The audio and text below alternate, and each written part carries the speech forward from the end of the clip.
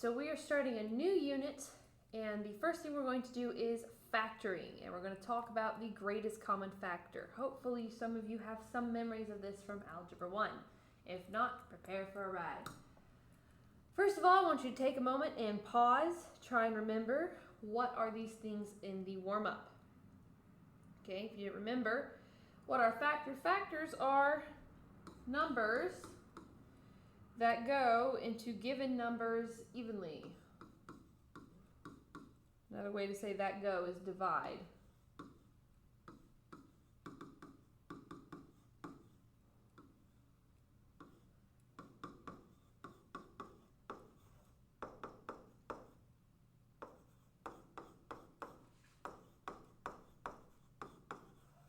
All right, so list the factors of 12s. Here's all the numbers that 12 is divisible by. 1, 12. Everything is divisible by 1. It's divisible by 2. It's divisible by 3. Divisible by 4. And divisible by 6. And of course, itself. All right. There are fewer numbers that are factors of 25. 1, of course. 5, because 5 times 5 is 25. And 25. And that's it.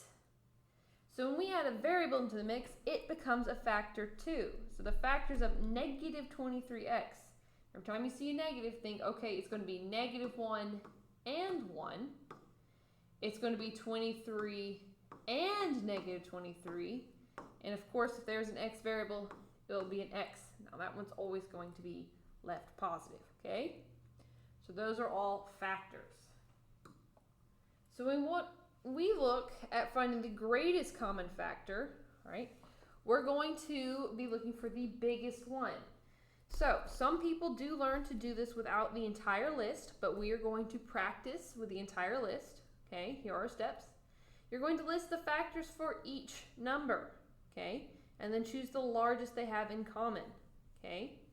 Then you're going to choose the smallest variable to a power. If one term is without a variable, the GCF also does not have a variable. So everything better line up. All right, so let's look at this first one. We have 15x squared plus 20x to the fourth. So we'll take our 15, okay? And so we have all the numbers that go into 15. So that'll be 1, 3, 5, and 15. Then we're going to check out 20. All the numbers that go into 20 are 1, 2, 4, 5, 10, and 20.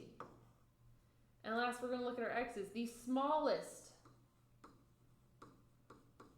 okay, as in the smallest amount, okay, lowest number, x is x squared. Okay, so when I'm looking at my greatest common factor, the biggest number that goes into both 15 and 20 is 5. Can't go any higher because they don't match. Okay, so my GCF will be 5, and since they both have an x squared, it'll be 5x squared, and you're done. That is its greatest common factor.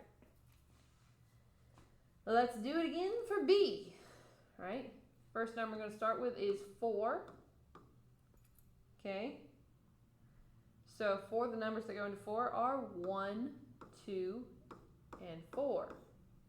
Now negative 12, of course, is tricky. You do want to think about that negative. Okay. So it does have that negative 1 coming out. And also 1, 2, 3, 4, 6, and 12. Unfortunately, our smallest x is none. So smallest x is none because that second part of our polynomial does not have any variables. So looking again for our biggest number is 4, because they both have 4. Can't be 6 because 6 doesn't go into 4. So our GCF this time is just 4. Okay, let's get fancy. All right. So I've got 14p cubed n squared. So I'm going to do my 14 first. Let's list all the numbers that go into 14. That's 1, 2, 7, 14. Okay. Let's list all the numbers that go into 21. That is 1, 3, 7, and 21. Now we do have p, so we're going to look at the smallest variables both times. So the smallest p, okay, so I'm looking at just p's here, is p squared, okay? And then we're going to check out the n's. Smallest n, okay, is n squared, okay? Number they have in common, keep both of these, so we should have 7p squared, n squared is my GCF.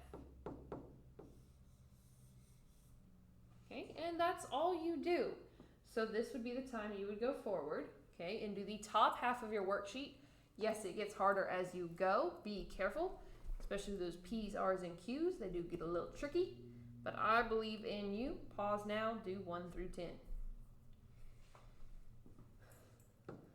All right, now the whole point of finding a GCF, okay, is so that we can remove it from the problem, basically divide it out or pull it out of the problem.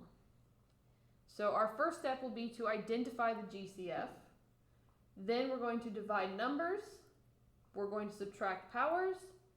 And here's the key here. Our answer must be the GCF first, parentheses, and then whatever was left. So in my examples, I have 2 terms. But if I were to have more than 2 terms, okay, I'd have to keep writing as we went, okay? However many terms you end up having.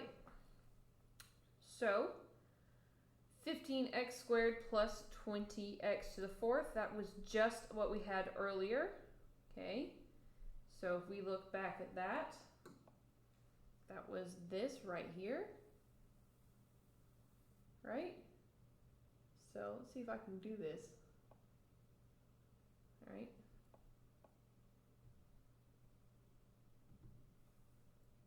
Nope, that doesn't work how I hoped. I was hopeful we could paste.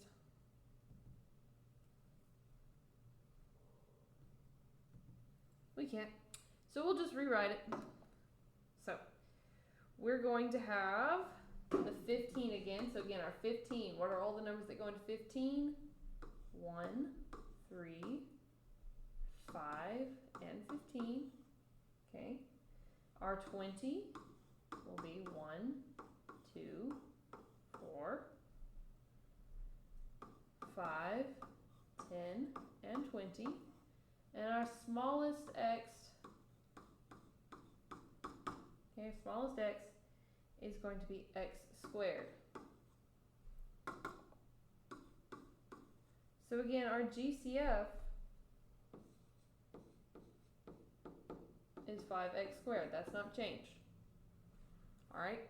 What's changed is what our answer is going to look like. So our answer will look like 5x squared parentheses. Okay. And we've got 2 terms here.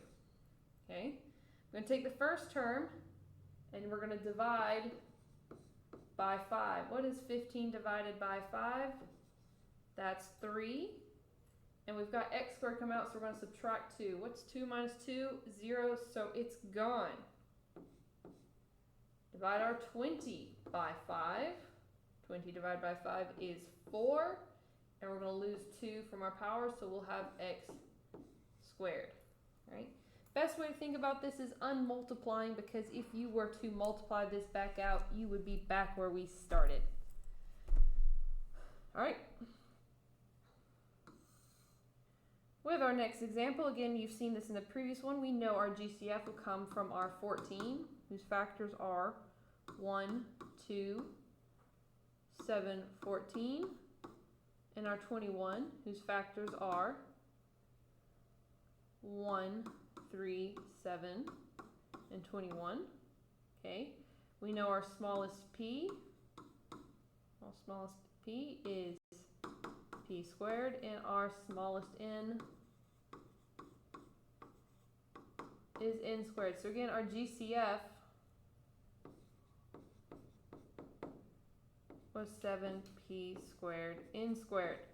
So our answer will be 7p squared n squared parentheses, and then each term separately. So I'm going to take my 14 and divide by 7, which is 2. Okay. I'm taking my p squared, so I'm going to subtract 2 from my power. 3 minus 2 is 1, so that leaves me 1p. And 2 minus 2 is nothing, no more p's. Second term, 21 divided by 7, that's 3. I'm going to subtract 2 from our p's, no more p's. And subtract 2 from our n, so that'll be n cubed. And that is your final answer. Now you will take the time to finish the rest of the worksheet by finding GCF. Remember, its answer is going to look like your GCF here, and then how many terms are in the middle.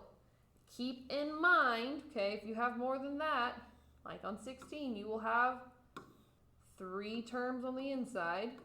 Watch your signs. I will give you a hint. Okay? So please complete your work now. You've got this.